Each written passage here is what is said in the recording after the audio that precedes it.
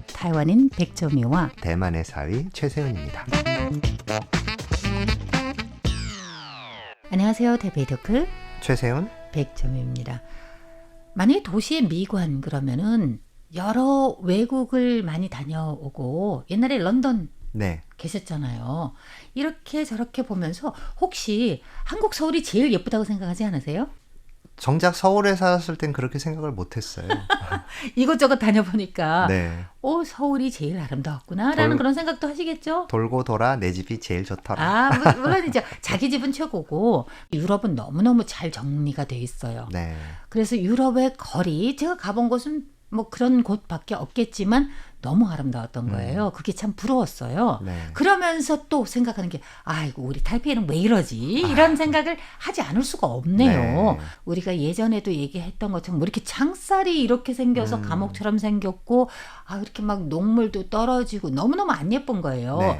타이완 같으면 우리가 그동안 대만 감성 이런 거 얘기하면서 레트로를 많이 얘기하는데 영원한 레트로는 안 될 것 같아요. 발전도 보여야 될 것 같은데 타이페이도 그나마 타이페이의 발전사가 있었죠. 네. 타이페이 최초의 발전은 아무래도 청나라가 들어와서 여기를 직접 통치할 때부터 네.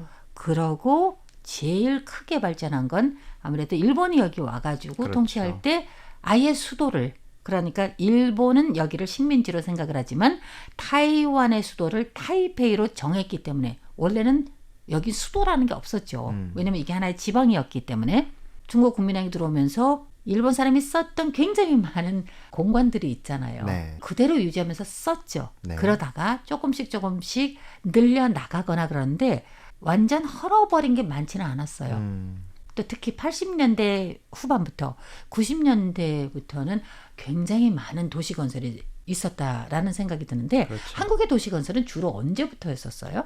서울을 먼저 기준으로 이야기를 하면 네. 조선반도에서 서울이 수도가 된 것은 그렇게 역사가 길지는 않잖아요. 사실은 타이페이하고 경주가 네네네 그렇죠. 경주가 천년의 고적도시, 고도가 예. 되고요. 네. 그다음에는 개경, 평양이 사실은 고려 시대의 수도였고 굉장히 중요한 역할을 했던 곳입니다. 네. 아마도 그 당시에는 서울이라는 지금의 그 광화문 일대 그 지역은 그냥 버려져 있는 도시였던 서라벌. 거죠. 이제 조선왕조 500년이 시작이 되면서 왕십리에서 앞으로 10리만 더 가면 저기에 500년에 앞으로 이 한반도에 명당이 될 곳이 있다. 그래서 네. 가서 그곳에다가 수도를 만든 것이 바로 지금의 한성이지 않습니까?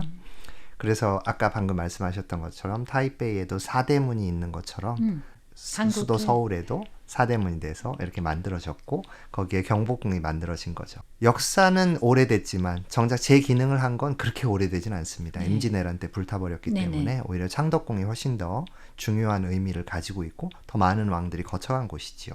조선이 끝나면서 이제 일본 식민지 시대가 시작이 되고 그 당시에 중요해진 곳은 오히려 명동 쪽이었어요. 네, 명동과 을지로 쪽에 일본인들이 거주하는 공간이 생기고 그곳을 중심으로 굉장히 근대적인 극장가라든가 상업가라든가 은행가라든가 이런 것들이 생기게 됐는데 그래도 여전히 중요한 곳은 또 종로였지요. 네. 종로를 바탕으로 해서 앞으로 60년대, 70년대, 80년대의 경제 환경들이 만들어지고 그 중에서도 제일 중요했던 건 역시 동대문 아니겠어요? 네네. 그래서 광화문에서 동대문으로 이어지는 그 거리가 사실은 아마도 한국인들이 생각하는 영혼의 고향이자 또 한국의 근대화의 상징이라고 볼 수도 있을 것 같습니다. 네. 네.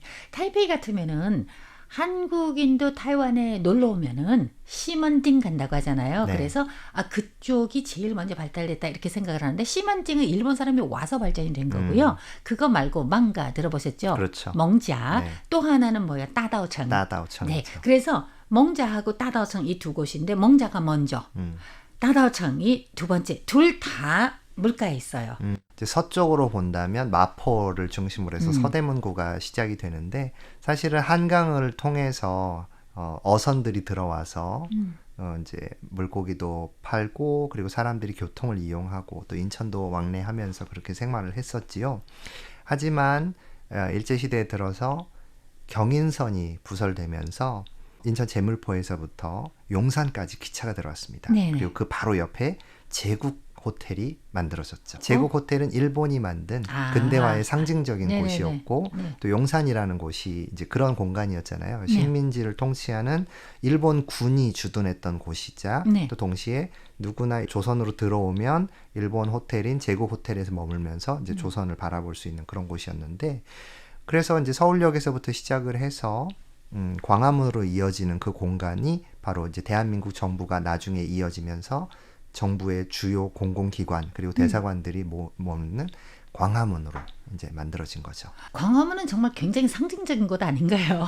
광화문은 원래 조선에 육조가 있었던 곳이라서 네네네. 원래 정부를 관리하는 그런 관료들이 살고 있는 곳이고 정부의 대체의 그런 빌딩이었는데 네. 지금은 정보통신부가 있고 교보문고가 있고 미국 대사관도 그쪽에 있지요. 그래서 지금은 서울시의 가장 주요한 아키텍처에서 주요한 기둥을 상징하는 곳입니다.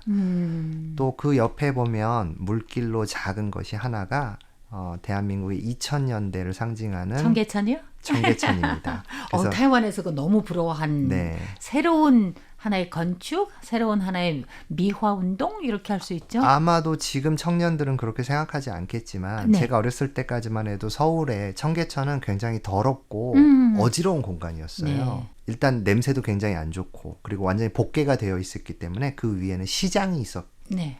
그리고 다양한 종류의 길거리 상품들이 아주 난잡하게 있는 곳이라서 지금 광화문의 모습, 청계천의 모습과는 완전히 사뭇 다른 그런 풍경이었습니다. 네, 이명박 대통령이 두 가지 큰 정책을 했는데 하나는 교통을 완전히 바꾸는 정책이었어요. 네. 버스 전용 차로제를 만들어서 예. 지금 대만에도 있는 것과 마찬가지죠. 네. 그래서 그게 없었을 때까지만 해도 정말 버스 타는 게 지옥 같았는데 지금은 지하철 못지않게 굉장히 쾌적하고 편하죠. 네. 빠르게 이동할 수 있는 방법이 되었고요. 두 번째는 바로 청계천을 복개한 사업이었죠. 그래서 지금 해외에서 방문하는 관광객들이 가장 인상 깊게 보는 곳 중에 하나가 바로 청계천이 아닌가 타이완에서도 그걸로 굉장히 많은 지자체에서 그 견학 많이 갔잖아요. 그렇습니까? 갔다 왔다. 그래도 우리가 안 되고 있어요. 네. 그거는 안 되고 있어요. 다만 네. 버스 전용 차량 그 도로 네. 그 타이완이 먼저 시작을 했어요. 그렇죠. 네, 그래서 네. 굉장히 성공적이었다라는 그런 생각이 드는데 맞습니다. 다만 이렇게 말씀을 하시니까 무슨 생각이 드냐면 우리가 교통 얘기를 하잖아요. 교통이 편리해야 뭐가 잘 될 수 있잖아요. 그렇죠. 근데 우리가 진짜 불편한 게 뭡니까? 바로 우리는 한국처럼 옛날에 지하철이 막 돼 있는 게 아니었었어요. 근데 우리 지하철은 굉장히 늦게 시작을 했거든요. 네. 이 도시 건설을 한다면 아무래도 사람이 많이 밀집이 될 것 같고 그런 다음에 잘 살아야만 이 도시에 좀 더 돈을 많이 들여서 뭘 만들고 그러면 공원이 많이 생기고 그렇죠. 그거 외에는 바로 정말 좋은 대중교통인데 거기서 지하철 빼놓으면 안 될 것 같아요. 한국의 지하철 역시 또 부러운 얘기가 나오는데 굉장히 일찍 시작을 했어요. 네. 제가 알기로는 1975년이거든요. 네. 게다가 8.15예요. 그렇죠. 왜냐면 상징적인 날짜잖아요. 그래서 이렇게 일찍 시작하는데 우리의 지하철은 1996년도에 네. 한국보다 얼마나 많이 늦어요.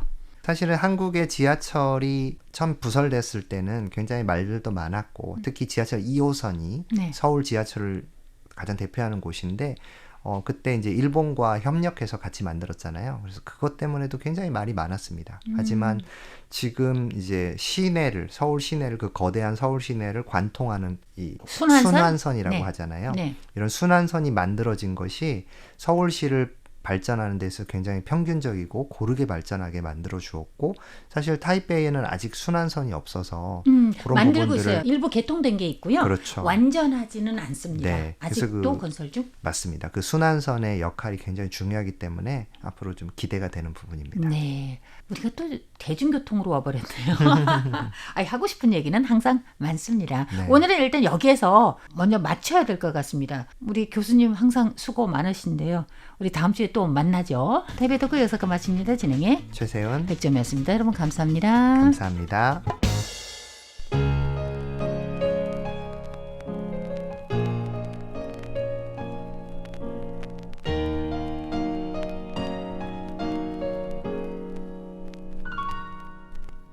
风好像倦了，云好像累了，这世界再没有属于自己。